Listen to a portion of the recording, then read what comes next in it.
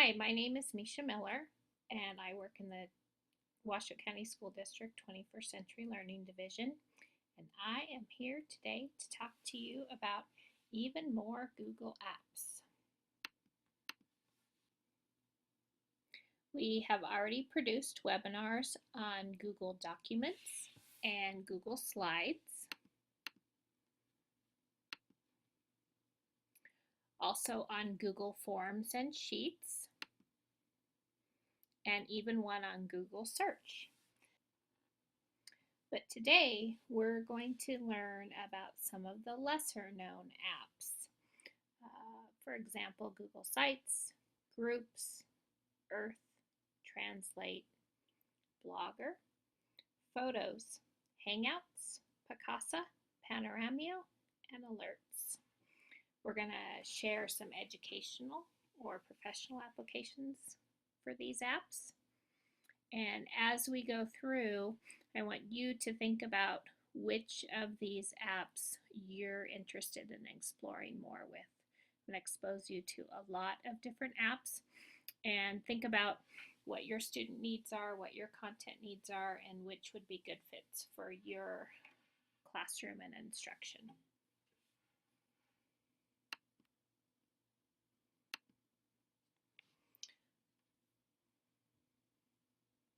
With all our webinars, you know we like to visit the 6 dimensions of 21st learning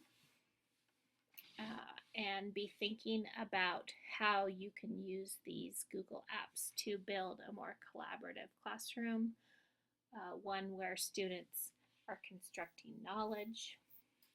How could I use the apps that I'm going to learn more about today to build real-world problem-solving situations for kids?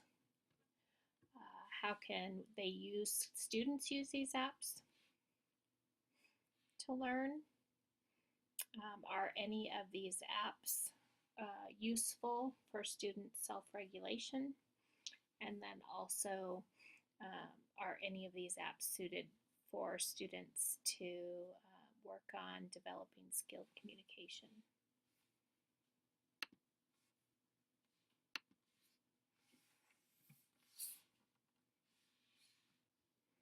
To access the suite of Google tools and apps, you need to sign up for a free Google account. And if you don't have one, you do that by going to www.google.com,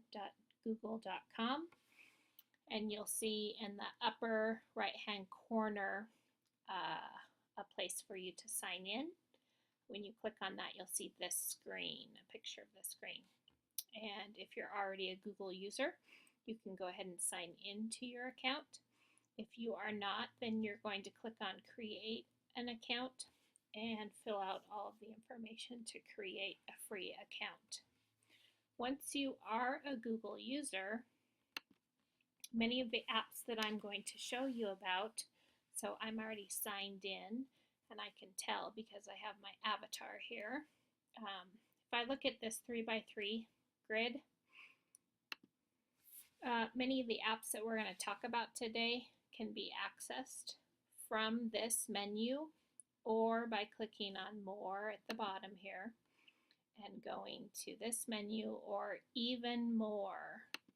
And once you go to Even More, you have a list of all the Google tools and apps. And some of the apps that we're going to be using today can be accessed from this page as well.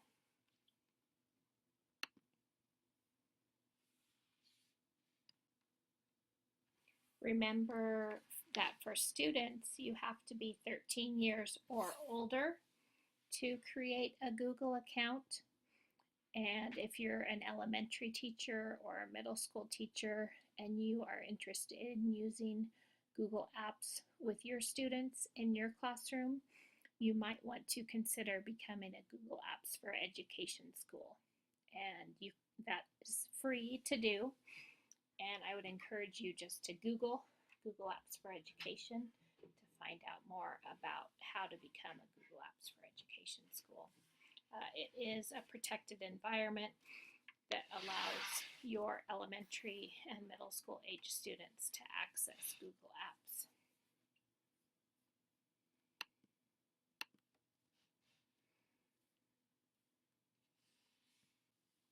We're going to start with one of my favorite Google apps, which is Google Sites. And I'll go ahead and take us to what it looks like. So Sites are shared workspaces for classes, faculties, and clubs. They're easy to build. They work across all the operating systems. And students don't need to know HTML code to build them, or teachers. So what are they? It's a structured wiki or web page creation tool that's offered by Google. The goal of Google Sites is for anyone to be able to create a team-oriented site where multiple people can collaborate and share files. So let's take a look at some examples and different purposes for creating sites. One would be to create a class website. So this is a teacher's website that I found while researching my Even More app webinar. And you can see that this teacher has their home page where they have an embedded Google Calendar. We aren't able to see it because we don't have permission to see it, but I'm guessing that it might have class agendas on here for easy access from students or parents. Notice as you scroll down, she has a notes and assignments blog where she posts, and what we're up to blog where she posts. She has different pages in the blog for different core subjects. She has classroom tools that she uses. They have a classroom wiki, they have a classroom blog, and her class uses Google Docs. She has a homework tab with assignments, what we're up to, fun and games, a parent resource tab. So you can see that she uses Google Site as a classroom website to put all of her resources online for easy access from students and parents to build that communication between home and school.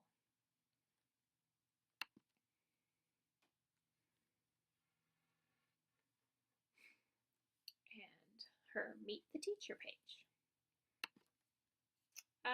Another purpose or use of Google Sites is to share resources. This Google site was created by myself and a colleague for a presentation at a conference in ISTE, and it was a poster session. So we were just at a booth and participants could walk by and ask about our resource, and it was one that we shared the site freely for other teachers to benefit from. And this site was developed for math teachers to help them to be familiar with the types of smarter balance assessment questions and what websites or Web 2.0 tools or even apps they could integrate into their instruction to engage students and develop activities or lessons that were targeted towards students' problem solving, students communicating their reasoning, and then also students modeling and analyzing data.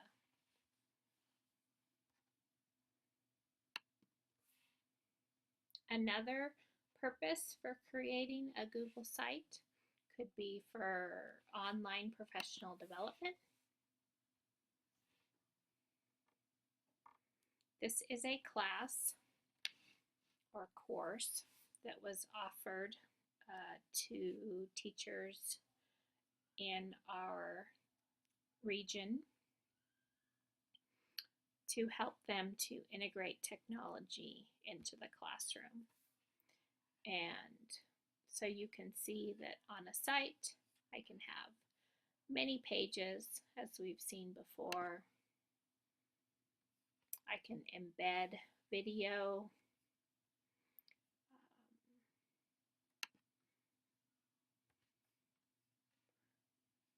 I can also include a discussion forum. So for those of you that have taken an online class before, you know that usually they have some sort of discussion forum for participants to discuss the content they're learning. And the same is true for Google. Google offers an app called Google Groups, which we'll talk a little bit more about later in the webinar, that allow you to embed them on your Google site, and they can have threaded discussions. So for example, Tara posted one on superheroes, and you can see that underneath it you have all of the replies or clarification questions that allow you to have a discussion online. So a really nice feature that you can use and embed on your Google sites. I also wanted to point out to you, because I was a co-collaborator on this site, you can see the edit tools that allow me to make changes to the website. So if I want to edit this page, I can click on my edit page, and notice I now have a menu that pops up and looks like a text editor you're probably very familiar with. Has a lot of the same features that you might see in Google Docs or in Microsoft Word that allow me to make changes to this specific web page. I can also add pages to the site, and this is my settings menu that allows me to manage the site, to share it. So it can be either public or private, and this is where I would also add collaborators. So if there's a group of us that are working on the same website and collaborating on the development of it, but this is the menu where you can make changes to your website.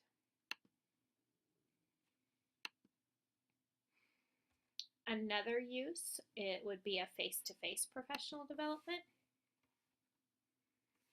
So this website was developed for a specific face-to-face development, professional development on math, and we used it as a central point to share out all of the resources. We brought in video where participants had to collaborate together to solve a real-world math problem.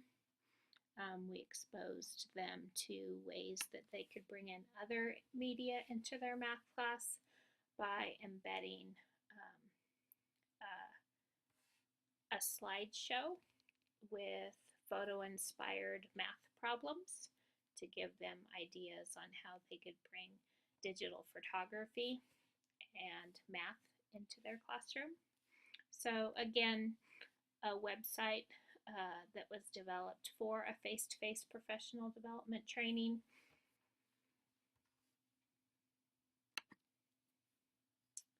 Another purpose for creating a Google site would be for portfolios, either teacher portfolios or student portfolios. This was a portfolio that was created for a 2-year professional learning project, and the different pages represent the journey along the way. So you can see on this home page, there's some links, so very easy to add links on your website. There's an embedded blog where this teacher reflects on the journey during that 2-year process. I like this last page, helps you to see other applications that you can bring into your Google site. So you can embed a Picasa slideshow. Notice that you can include tables on your Google site, and so these tables are artifacts from that 2-year professional learning journey. They could be links to other pages, they could be uploaded PDF documents or Word documents.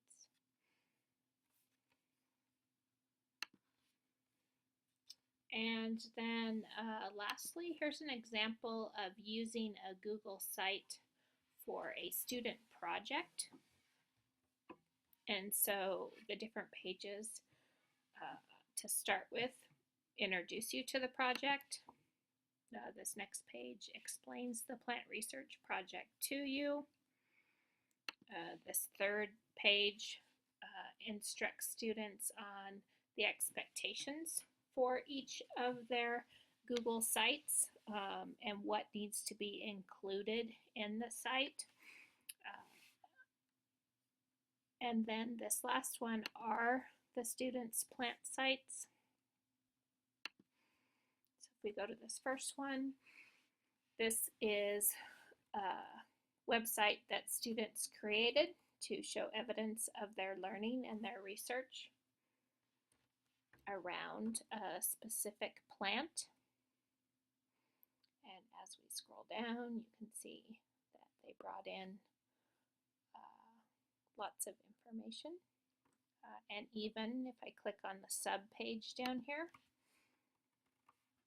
have journal entries as they monitored the growth of the plant.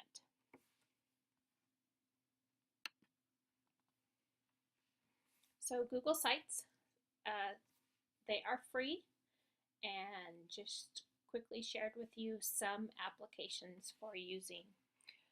You don't have to start from scratch when using a Google site. They have templates. Like, click on this link.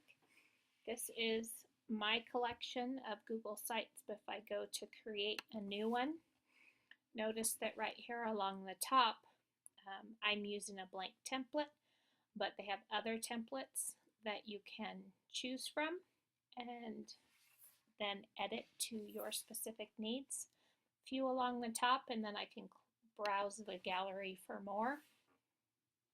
Notice here on the left, I have featured sites. I also have a classification for schools and education. So if I was looking at some different themes or designs for student websites or e-portfolio templates, an education website, a classroom corkboard, I can see different templates that people have made and then uploaded to this template gallery so that you could use them and just edit to your specific needs. Really great way too, if you are having your students make a portfolio, you as the teacher could create a template site, portfolio site, and then upload it here to the template gallery, and your students could grab it from here and then tailor their portfolio to their specific information. So templates are a nice tool.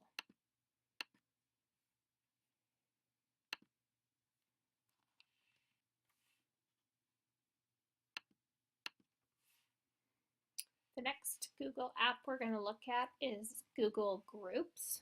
I mentioned it briefly when we were looking at the website dealing with online professional development as a way that teachers or participants or parents or students could have online discussions. And I'm going to take you to this page. So these are my groups.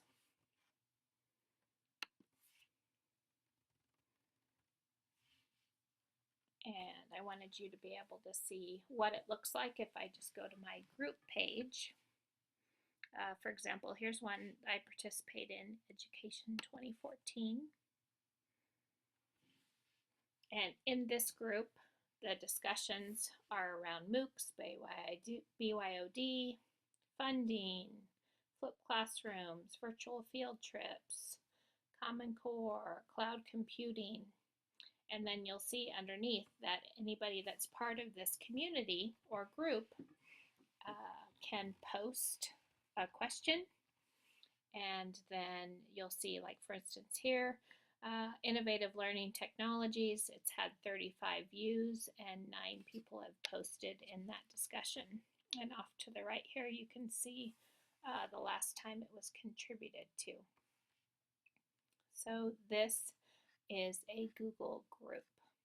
Notice that it's shared privately, so you can make groups open to the public, or you can create groups that only certain people are invited to participate in. So some examples for potentially using are just like the example I showed you, a personal learning network. You could use a Google group for parent communication, for student discussion, and also for students to collaborate on a project. If you had a classroom website, you might want to include a Google group where your students can ask for homework help. So then instead of maybe not completing the homework because they didn't know what to do, or waiting to talk to the teacher, you could have a Google group, and then as a teacher you could answer. But the beauty of it is that if all students in the class are participating in that Google group before you as the teacher saw it and were able to answer, there may be another student that happened to be on and were able to provide help to that student before you could get to them. So Google Groups are a great way of building collaboration in your classroom. And think about if you're using them, it's a great way to extend the classroom outside of the school day and still have students discussing the topics and concepts they're learning about in the classroom. We looked at a Google group embedded on a Google site already, but I will take us there again just briefly to remind you. We saw one embedded in a professional development learning class, which is what this is. But think about our homework example. You could easily embed a Google group on your class webpage for students to access an ongoing homework conversation.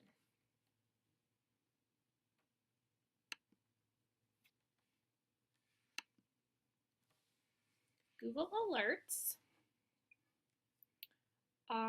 is a great app that allow you to receive emails with updated relevant information on specific topics or current events or initiatives. This is my Google Alert page, and I have set up Google Alerts for 21st Century Learning and for Nevada academic standards. So let's create a new one. Say I have an upcoming project that I'm going to have students work on that involves alternative energy. Okay, and so you can see underneath here are some different news items that would be reported back to me via an email. So basically it's a way for you to set up and ask Google to look for new content around different subjects or topics and then have it emailed to you. So there's different ways that you can set that up. You can determine how often you receive the information. So as it happens, once a week or once a day. And sources, automatic, or if you were looking just for specifically from Google News or just from blogs or just video, then you could filter that down. Different languages that you can choose to receive your information. If you're looking at a specific region or country, you can choose to focus in and narrow in to only information that's offered from that region.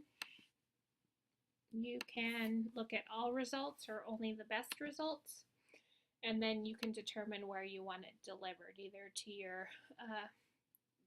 your email account or as an RSS feed. So I'm going to create the alert, and notice now I have it in my list of alerts, and I can, if I decide I no longer want one anymore, I can delete it, or if I want to go back and I want to make some changes to my alert, I can go back and edit it.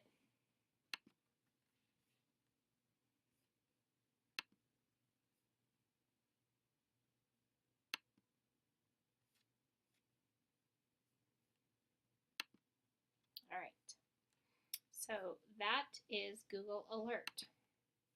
An example of the emails that you receive. So this was an email that I received for my Nevada Academic Standards Google Alert. And so there happened to be a new news item announcing 2 Washoe County School District educators that were named to a national dream team. And so I may not have come across that information before because I didn't know it was out there to find. But if I'm really looking for all the information I can find on Nevada academic standards, and I want to be informed every time there is something new on that topic, Google Alert is a great thing to create and utilize.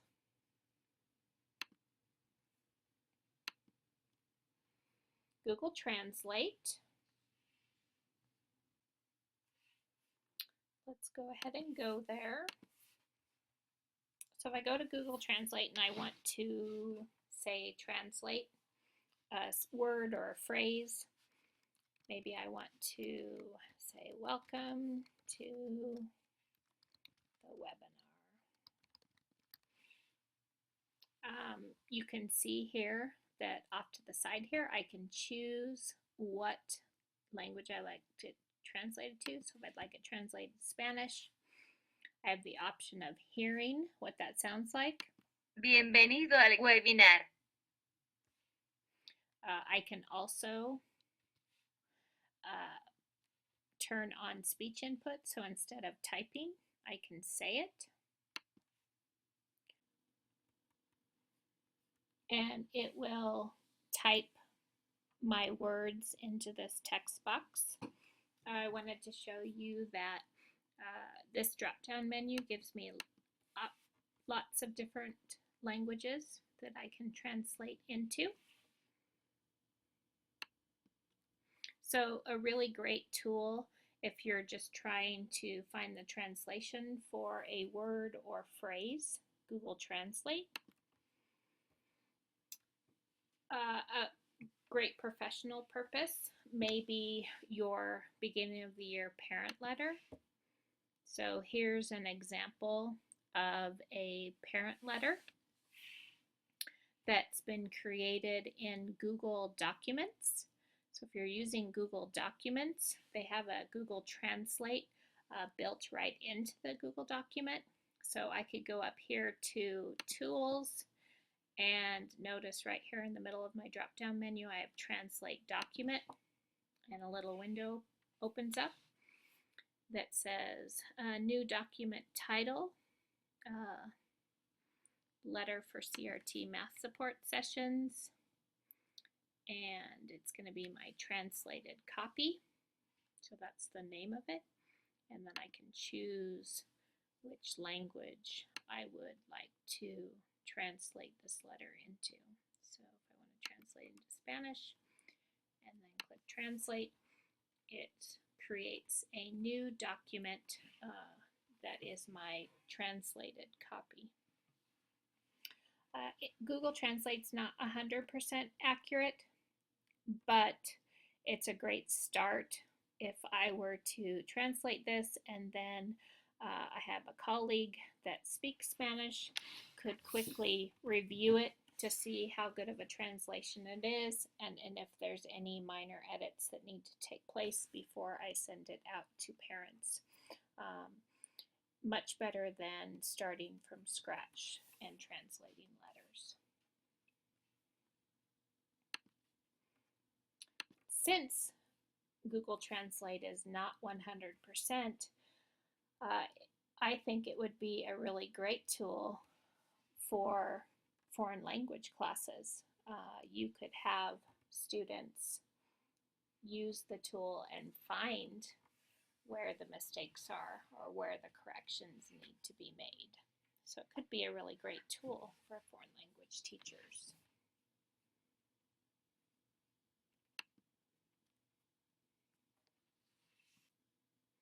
Blogger is another great Google app that is free, and Blogger is a blogging platform. So we looked at Google Sites, and that's a website creation tool. Websites tend to have stagnant information on them, whereas blogs tend to be updated regularly. And so sometimes they look very similar and you can bring in a lot of the same elements onto both, but just a distinction between websites that tend to have information that doesn't change a lot compared to blogs that are meant to be updated regularly. Creating a blog is relatively simple. If I click on Blogger, as a Google user, it takes me to my Blogger page. I have a couple blog sites already, so you can see I have a couple that have already been created. But if you were going to create one for the first time, you wouldn't have this, but you would have new blog. So you click on new blog, and it allows you to create a title and a blog address, so the URL to access your blog. And then you can choose from different templates or themes for your blog. You can always change this later if you decide that you want to switch to a different theme. Anyway, it's as simple as filling out that information and clicking on Create Blog. I'm going to take us to one that I've already created. So notice right here, I can edit from here.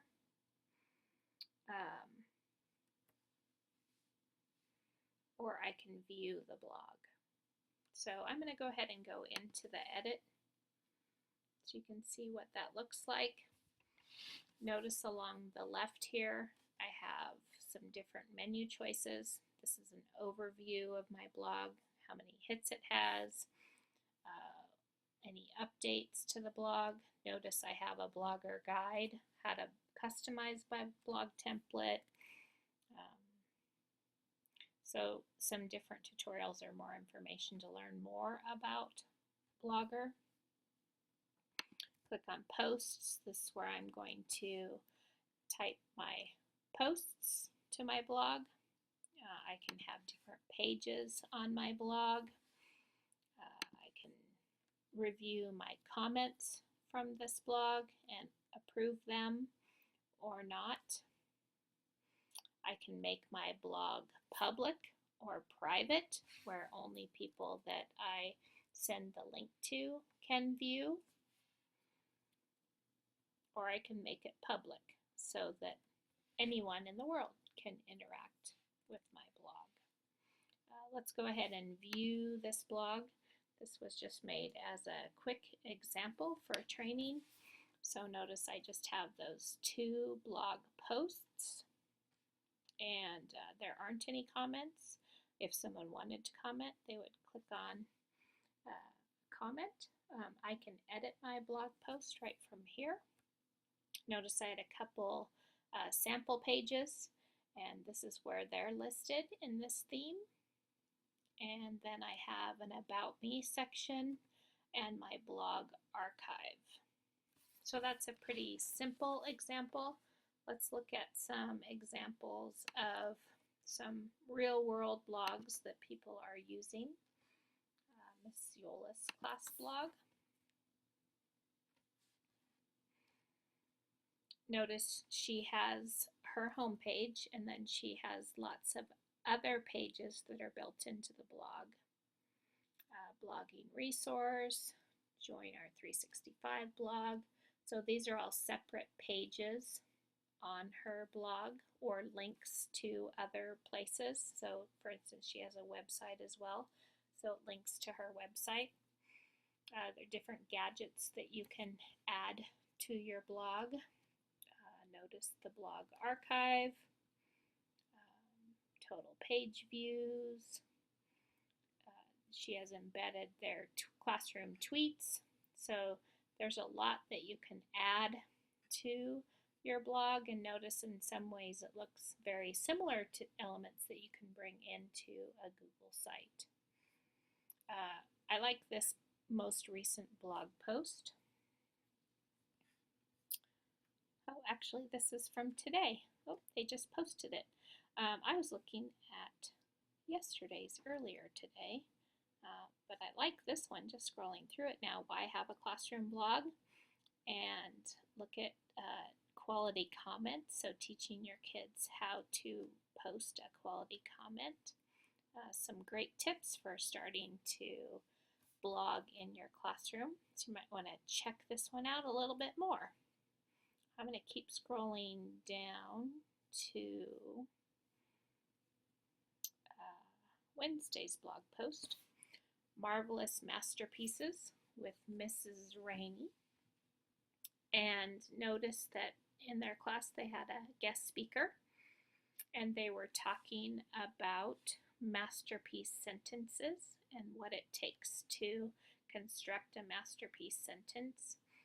And she shared her example of a masterpiece sentence. And then the class or teacher challenged others to make masterpiece sentences using these subjects. And so that's a really great blog prompt to get others to interact with your post. And let's just click on comments so we can see. It looks like there were 7 comments to this post. And what do we have going? Oh, here we go. So it looks like the teacher wrote a reply to the guest speaker, and then the guest speaker responded back with some more masterpiece sentences. And looks like maybe one of Mrs. Yoles's students posted a masterpiece sentence. And then if we keep going down, I really like this. So it looks like that one of the students' parents is also participating on this blog prompt, and it looks like W's dad has also contributed to this blog post. So a really great medium for pulling together the classroom, pulling together parents, involving everybody in the students' learning. Another example of a blog, and this is a professional blog, so not so much to be used with students, but more as a professional reflection and then sharing out to colleagues.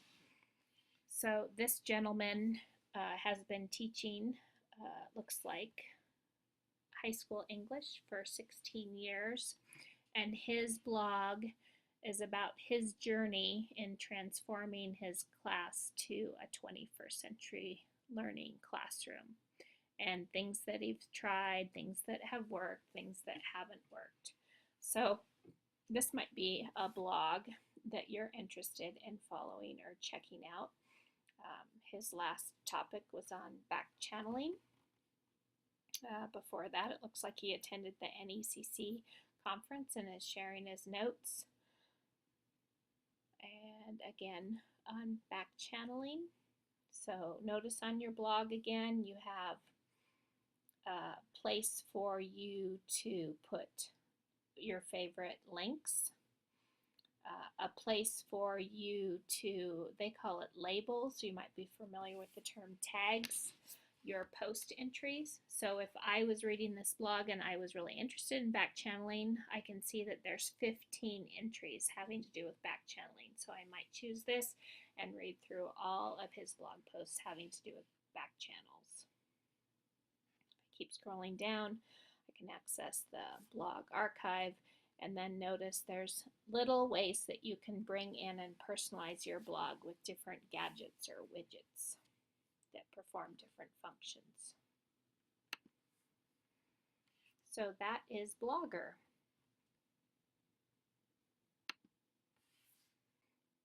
Picasa is a program that you can download to your computer, as well as use the web Picasa version, but it allows you to organize, edit, and share your photos.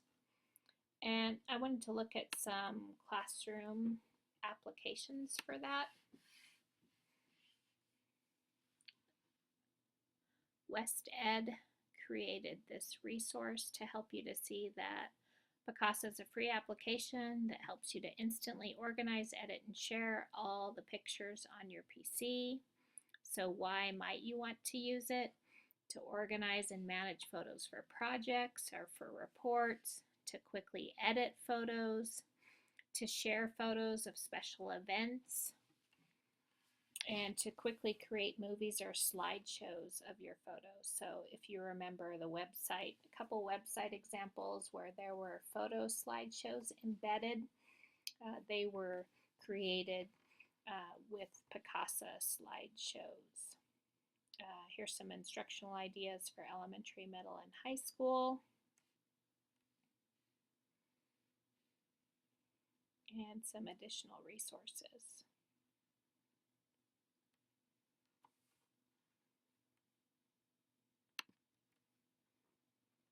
This is a link to a Picasa in Education Wiki. So if you're not familiar with the term wiki, a wiki is a collaborative website that allows students and multiple people to edit and create at the same time. So I didn't create this, but I can still go in and edit and add to this if I have something to share. Again, here's some examples and classroom applications of using Picasa to create storybooks, to create class books, use it for time-lapse photography, use it for photo yearbooks. Could be a digital yearbook that your school creates. Use it for slideshows for back-to-school night or open house. For alternative assessment. I was thinking of, I know that as a former math teacher, another way that I might use Picasa is to create an album of bad math examples. You see pictures or things out in the world where the math was done incorrectly. So to help students to look for math in their world and be thinking of math, to snap photos of when they see math used incorrectly and start a collection or an album of those examples. So bad math in the world. And if you're a Google Plus user, so if you have a Google account, you can sign up to use Google Plus. And with Google Plus, you're able to not edit the photos, but they will do auto enhance. It's just a quick storage of your photos. So notice under here, under my Google Plus menu, I have my photos listed here. And so I can go to that and have my collection of photos. Because they do auto backup, it would be really great if you had a class set of iPads and that were all connected to one Apple ID. A very easy way to collect the students' photos into one album for project use or for website development, but a really easy tool to use to collect that digital evidence as students work on a project. Panoramio, I think I'm pronouncing that correctly, is another really great Google app that's part of the Google Cultural Institute. So let's go ahead and go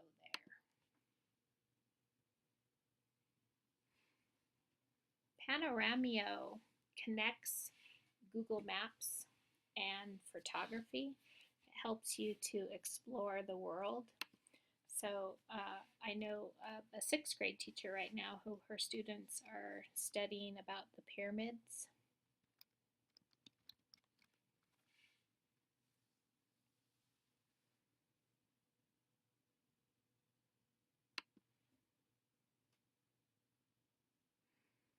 And I can search for a place that helps students to visualize it. So there might be 2 or 3 or 4 pictures in a textbook that they're using. They might have checked out some books from the library that have images. But here's a quick, really easy, convenient way to bring the visual image of the pyramids they're studying about into the classroom. So you search for your place, and then notice that on the map here I have a lot of images. Some are more pronounced and some are smaller that I can explore with and show to the students to help them have a visual representation of what they're studying about.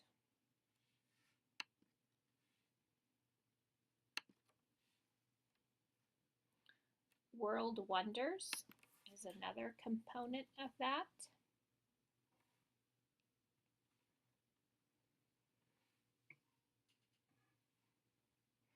So again, here I am already in Egypt, and I can look at the wonders.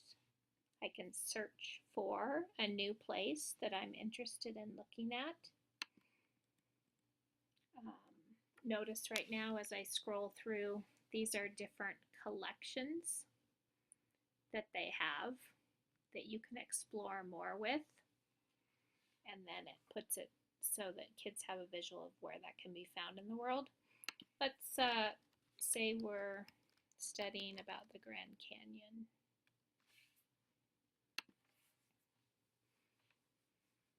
It takes me to the Grand Canyon. Gives me a quick little blurb about it. And then notice here on this one, I have a little man icon here. And that helps me to know that if I click into it, that is a photo that I can explore more with. So I can look 360 degrees. I can, if there's something right here that looks interesting, I can zoom in on it more.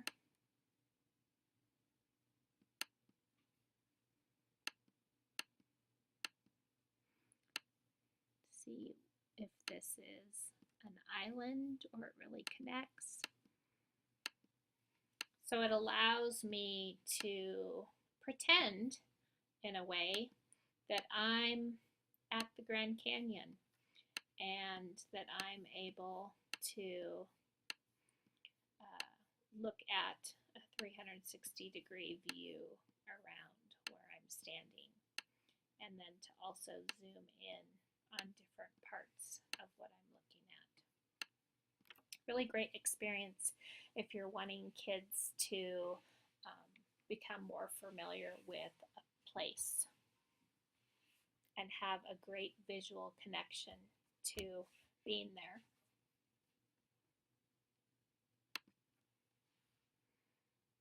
Art project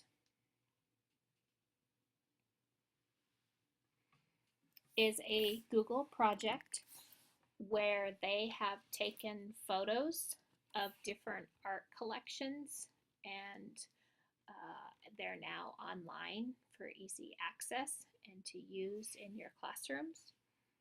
For example, if we were studying about the White House, I could go to that collection. And again, notice that for this view, I can go in and I can explore that room, and I know that because I have this little icon here. If I want to look at all of the 140 art pieces in the White House, I can scroll through and see Gettysburg Address, sand dunes at sunset. So these are all art pieces that are in the White House art collection. And just a really great way to bring these rich resources into your classroom for projects, for discussion, for history's sake.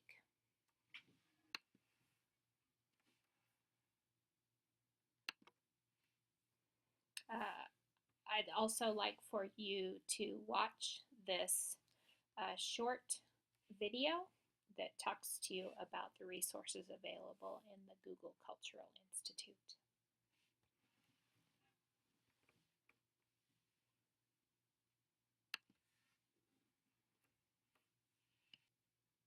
Google Earth and Google Maps are another really great way to bring what you're learning about into the classroom and places that you're learning about.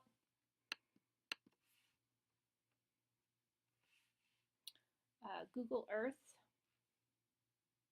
you're able to download Google Earth, but you can also interact with it on the web as well. They have a gallery where you can access some interesting maps that they've already created. I'm going to click on environment. And I was looking at one the other day that was interesting on earthquakes. So I'm going to search for that. And it was earthquakes from the last week. And notice that it comes up as a Google map, but I also have an opportunity to change it to a view in Google Earth instead. And I can interact with this. I have a key. So these are earthquakes that have occurred in the last hour, last 24 hours, or last 7 days. And I can zoom in and look at our specific region of where I live if I want to. I can enter the location if I want to zoom in quickly. But I live in the state of Nevada, and we've had a few minor earthquakes around us in the recent past. So I was curious to explore with this map a little more.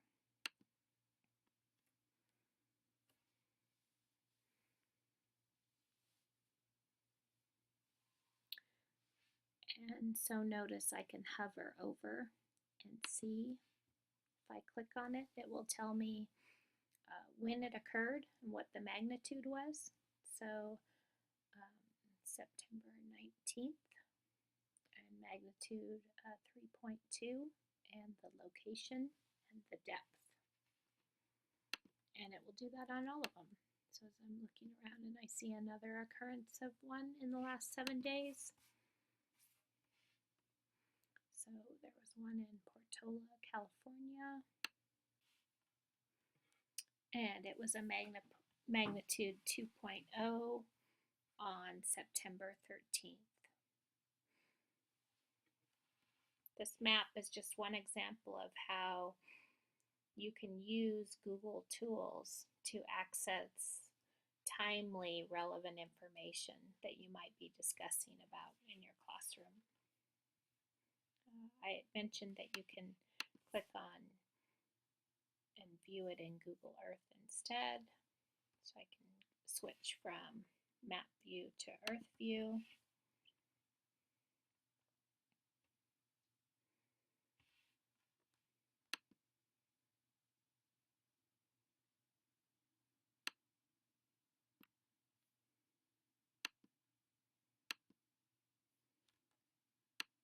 And zoom in.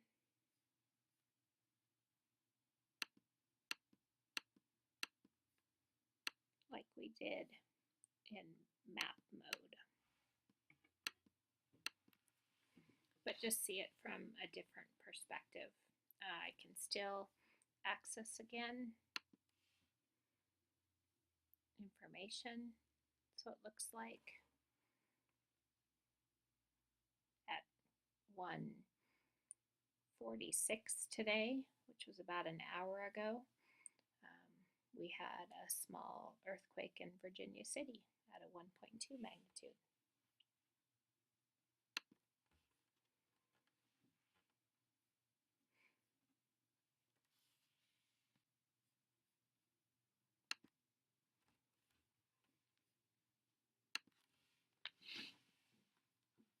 SketchUp Make is another program that works nicely with Google Earth and Google Maps.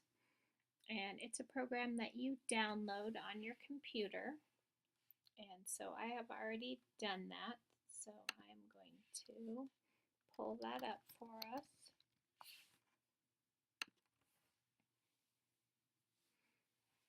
You can create things in SketchUp and then embed them in a Google Map or Google Earth.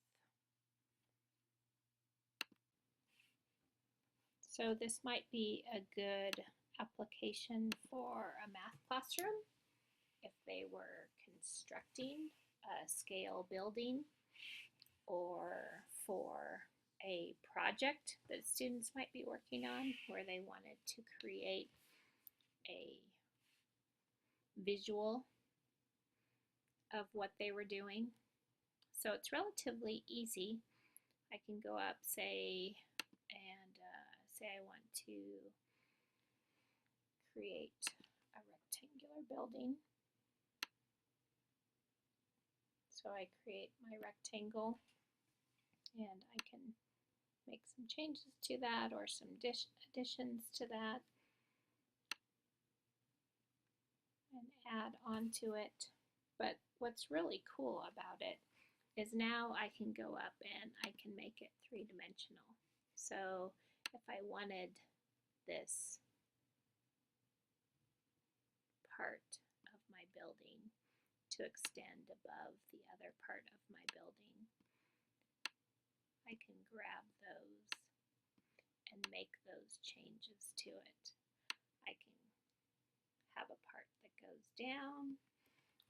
So if you were having students where they needed to create an example, it could be a cylinder, cone house, could be anything. You could use this as a tool for them to create a life-size scaled model of that building. That's SketchUp.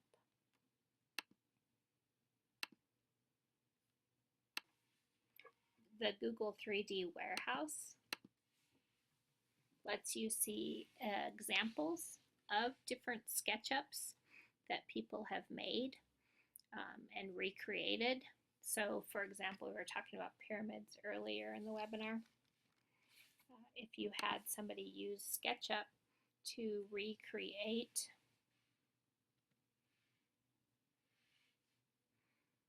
the Giza Plateau you can see how they took the landscape and then they created the pyramids and laid it on top of the two-dimensional landscape.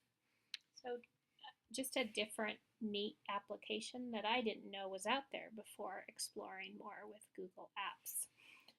So think about, is there a way, is there something that you work on already that would be enhanced by adding this Google app to that project? And then Google Lit Trips. Google Lit Trips connect literature with Google Earth. For example, let's just scroll down and find, and they have them for both elementary, middle, and high school books. It's just so you can get an idea of what it's like. Let's click on Marching for Freedom by Elizabeth Partridge.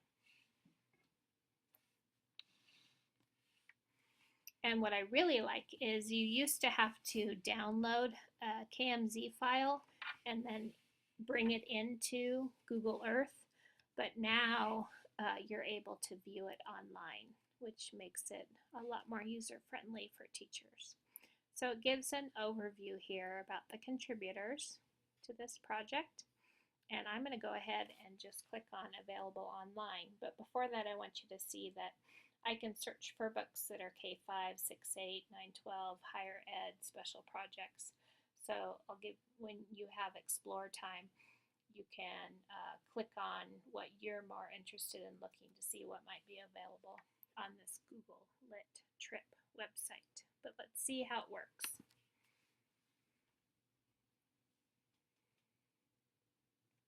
So as students are reading the book Marching for Freedom, they can be going through this Google Lit Trip at the same time.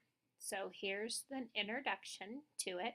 If I click on Next, it helps me to zoom in and it gives me some questions to think about for the story.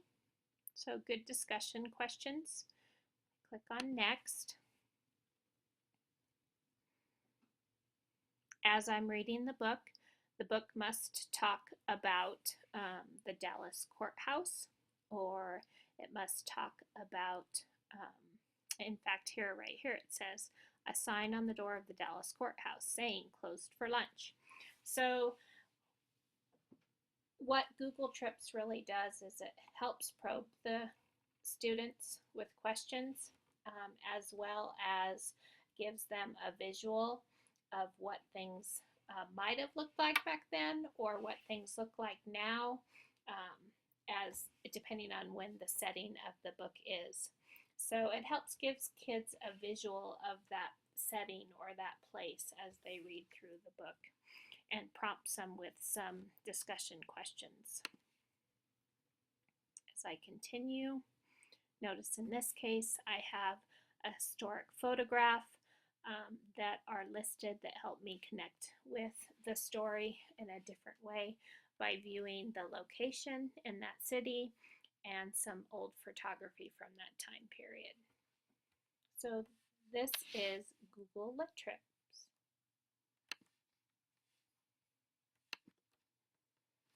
Hangouts. Google Hangouts are a tool that let you bring long distance instruction into your classroom.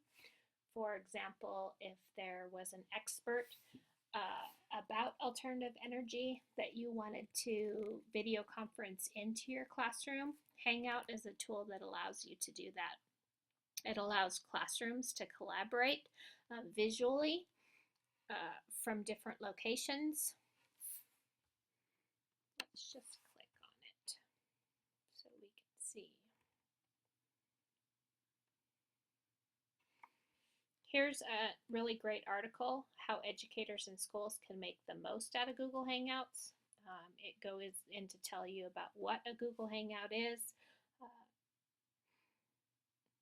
who can start one, uses and ideas for elementary classrooms, for middle school, high school classrooms, uses for higher ed, uses for administrators, uses for PLCs. So I'm going to challenge you to take a look at this article in a little bit more depth to see how potentially you might use Google Hangouts in your classroom. Virtual field trips is one way that teachers are using Google Classroom. And virtual field trips allow students to experience going to places that they wouldn't normally be able to, or to access experts. For example, here, this field trip just happened live from Jefferson's Monticello. And so if I click on that, it takes me to an event page for this, and it gives me the direct link to watch of the Hangout.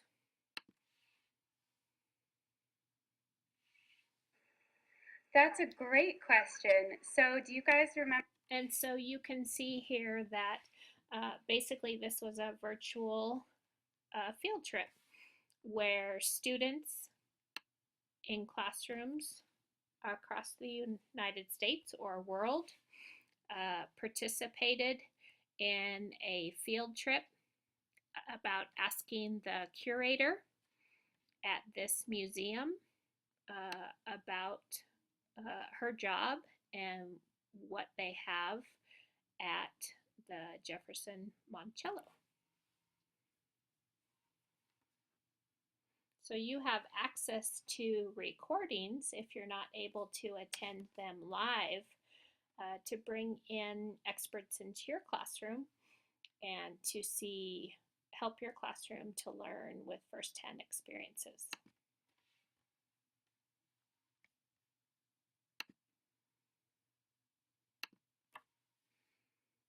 Education on Air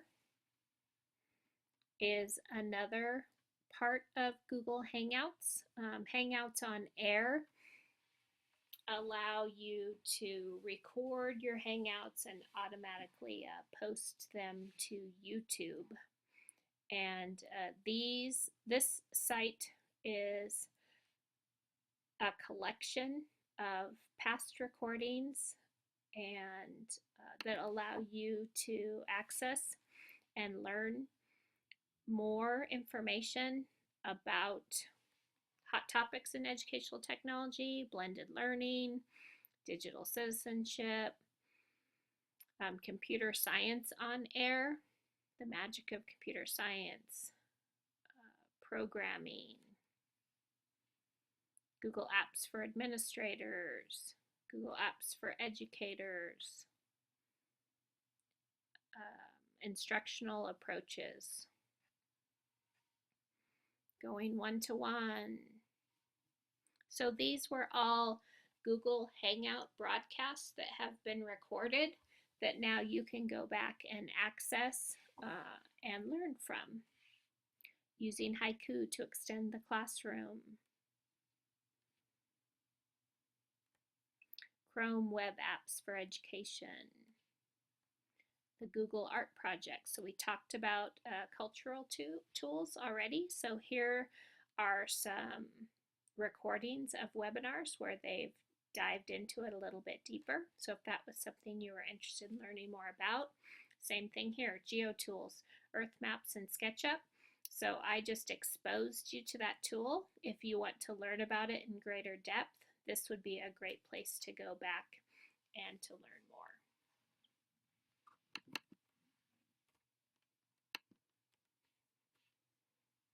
So at the beginning of the webinar, we looked at the 6 dimensions for 21st century learning. Really depending on which app you choose determines which of the dimensions will be a good fit for that app, or you can use that app to help your classroom to grow in different aspects of 21st century learning. Use of technology for learning, obviously all the apps I've shared with you today are digital apps. So the use of them by students could help enhance their learning in a 21st century learning environment. Knowledge construction, if students are using Google Earth or Google Apps or the Cultural Institute to learn more about something, and then they're going to apply that new knowledge in a new context, then that app would be applicable to knowledge construction in your classroom. If students are using the apps to research and find out more information to help them to solve a real world problem or to create a product that is a solution to a problem, then they would be working on this 21st century learning competency, as well as skilled communication. Blogging itself and using Blogger is a great application for improving skilled communication in your classroom. I want to remind you that whenever you're having students create accounts or post their work online, you need to be aware of the relevant laws that are related to student online data and privacy. You need to talk to your site administrator about things that you'd like to do in your classroom and applications for using those tools in your classroom, and seek permission from parents for students to use these tools or apps. I encourage you to visit our 21st Century Learning Pinterest board, where you can access resources from all of our webinars in order to explore further with each of the topics that we discuss in our webinars. And if you want to learn about becoming a 21st century educator, I encourage you to check out our website, where we have a badge program for becoming a 21st century learner or educator. And thank you for joining me today. You can see my contact information here along the bottom of the slide, as well as links to this presentation, so you can go back and access all of the links and explore more. Thank you.